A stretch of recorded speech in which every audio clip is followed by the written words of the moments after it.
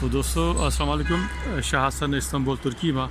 सो अॼु जी जेका वीडियो आहे उहा आहे हिते जेके दोस्त ॿाहिरां अचनि था पिया दुनिया जे कंहिं बि कुंड कुछ मां। सो हीअ वीडियो उन्हनि जे लाइ बि आहे ऐं हिते जा दोस्त जेके उन्हनि जे लाइ बि आहे। सोचियो त तव्हांखे ॿुधायूं त हीअ कीअं हिते दोस्तनि खे रिसीव कबो आहे। सो हिकिड़ो त आहे ऑप्शन तव्हां हिते ॿाहिरि बीह करे तव्हां दोस्तनि खे रिसीव करे सघो था, पर कॾहिं फ्लाइट अॻिते पोइते थी वेंदी आहे, कॾहिं कंहिं माण्हू जेको ईंदो आहे हिते उनखे बि इहो टाइम लॻी थो वञे।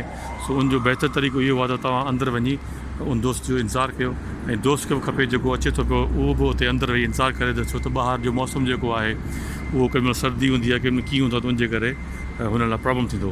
सो हीअ वीडियो ॿिन्हिनि दोस्तनि जे लाइ आहे, जेके हिते रहंदा उन्हनि जे लाइ बि आहे, जेके ॿाहिरां अचनि था उन्हनि लाइ आहे। त चलो गॾिजी तव्हांखे ॿुधायूं त कीअं छा कजे। सो हीअ गेट नंबर 10 आहे।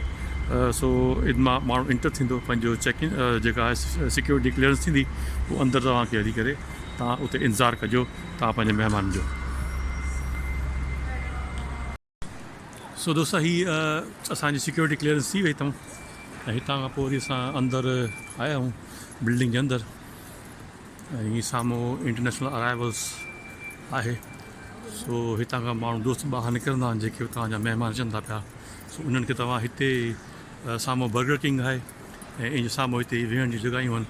तव्हां हिननि खे हिते दोस्त खे चओ त तव्हां हिते अची वेही रहनि त जीअं अगरि कंहिंखे टाइम थो लॻी वञे या हिननि जी फ्लाइट या हिननि खे बैगेज खणण में को टाइम थो लॻी वञे त उनजे करे हिते वेठा हुजनि त जीअं ॿाहिरि न निकिरनि। सो अॼु जी वीडियो इहा आहे।